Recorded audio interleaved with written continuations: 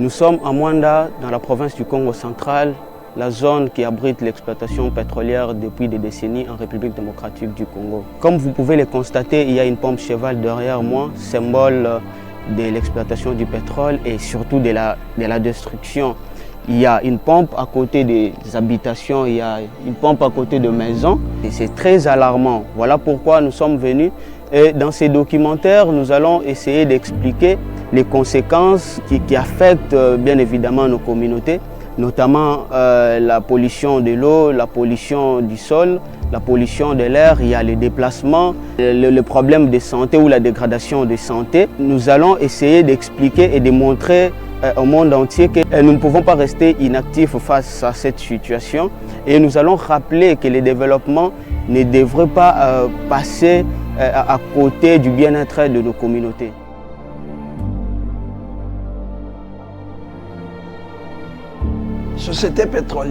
La société pétrolière est arrivée sur nos terres depuis de nombreuses années, depuis 1958 selon certaines rumeurs. Elle est venue faire sa prospection ici à Mwanda et l'exploitation a commencé dans les années 1980. Cela fait donc très longtemps que cette société est présente sur notre territoire. Lorsqu'ils sont arrivés, ils nous ont dit « Vous vivrez bien, vous n'aurez plus à acheter du pétrole » parce qu'ils avaient amené l'usine pétrolière. Avant leur arrivée, nous utilisions des lampes à pétrole. Nos ancêtres avaient trouvé que c'était avantageux, parce qu'ils n'auraient plus à acheter du pétrole.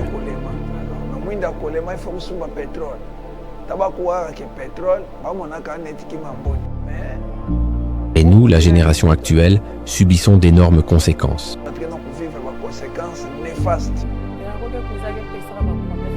Perenco nous avait fait de nombreuses promesses, mais aucune n'a été réalisée. Aujourd'hui, nous avons l'impression qu'ils ne cherchent qu'à nous tromper.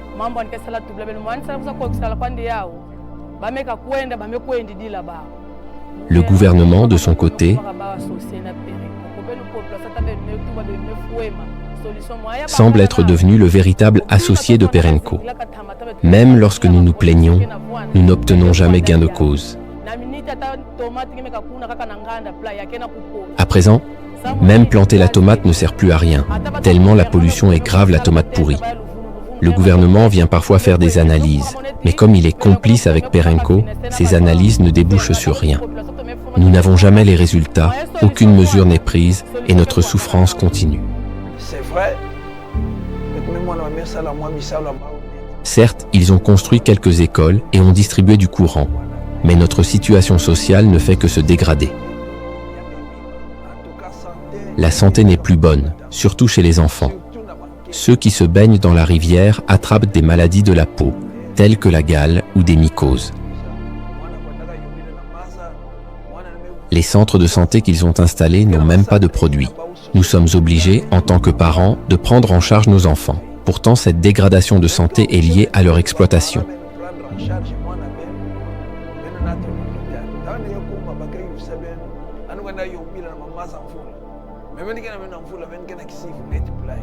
Le gouvernement doit comprendre que nous sommes en train de mourir à petit feu.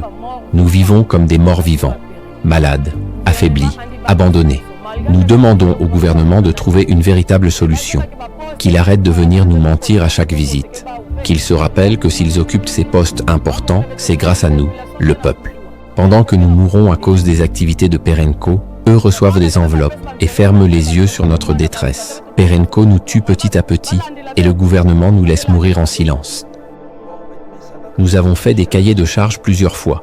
Nous avons même créé des barricades, mais tels qu'ils ont beaucoup d'argent, ils sont très difficiles à aborder.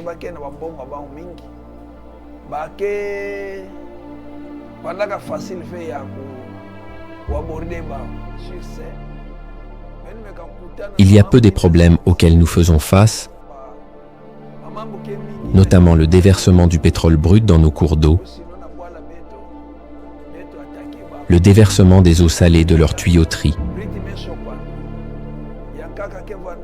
Et tout ceci crée d'énormes conséquences sur nos santé.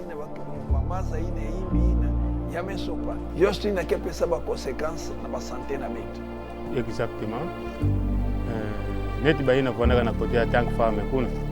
tels que nous qui vivons du côté de la Tank Fam, ainsi qu'une grande partie de la population ici à Moanda, nous ne pouvions plus continuer à habiter dans nos maisons respectives à cause de la pollution. Surtout nous qui étions dans une zone où Perenco déverse tous les effluents qu'elle rejette. Nous connaissons beaucoup de difficultés à cause de cette société.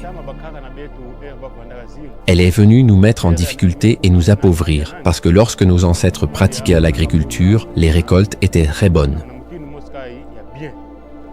Mais aujourd'hui, les activités agricoles qui aidaient nos ancêtres ne peuvent plus nous suffire à cause de l'exploitation pétrolière qui dure depuis plusieurs années.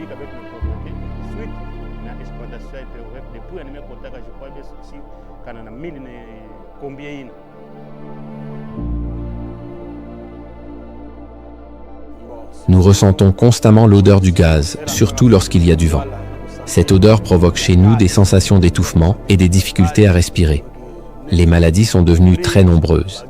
Les cas de grippe se multiplient, les enfants souffrent de fortes pertes de sang, et les maladies respiratoires touchent aussi bien les enfants que les adultes.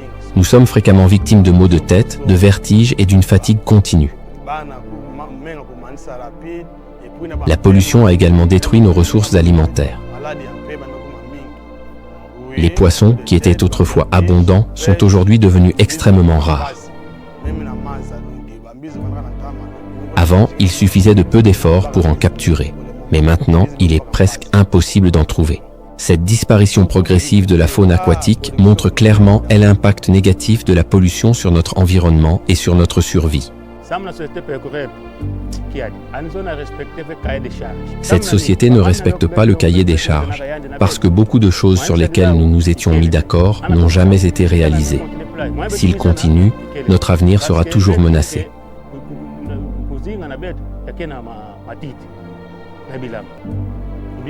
Parce que nous vivons de l'agriculture et de la récolte du vin de palmier.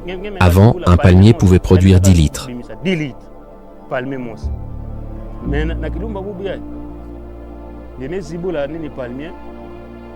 Mais aujourd'hui, nous en obtenons beaucoup moins à cause de la pollution.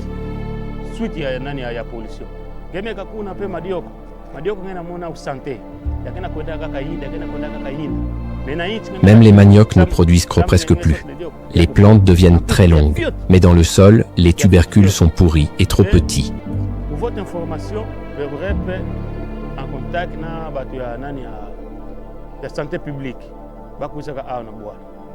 Les agents du ministère de la Santé avaient prélevé des échantillons pour les analyser. Sur 20 personnes examinées, 13 ont été trouvées positives. Ils ont constaté qu'elles avaient des problèmes pulmonaires.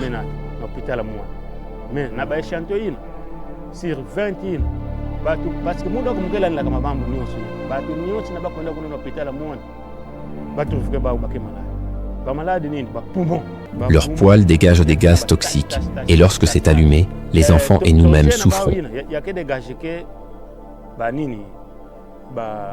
Gaz toxique. Le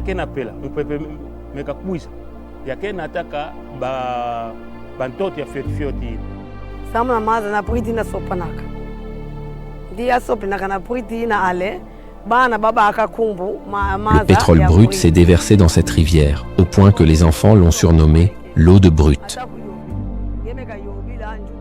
Depuis cet incident, l'eau est devenue totalement impropre à l'usage. On ne peut ni la boire, ni s'y laver. Chaque fois que nous essayons de nous laver avec cette eau, des démangeaisons et des gales apparaissent sur la peau.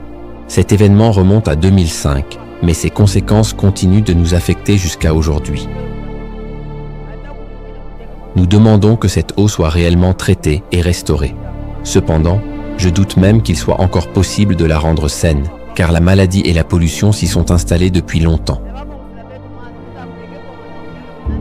Au-delà de l'eau, nous demandons que nos vies et celles de nos enfants soient réparées.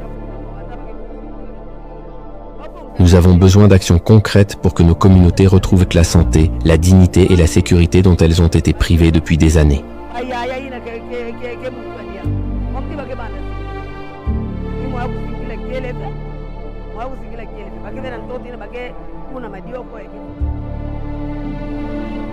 Là où le pétrole coule, la vie s'éteint peu à peu. À Moanda, la richesse du sol est devenue la souffrance du peuple. Mais un autre avenir est possible, un avenir où le Congo se libère du pétrole et choisit la vie. Cet avenir passe par les énergies propres, la protection de nos forêts, la justice climatique et la voix des communautés au cœur des décisions.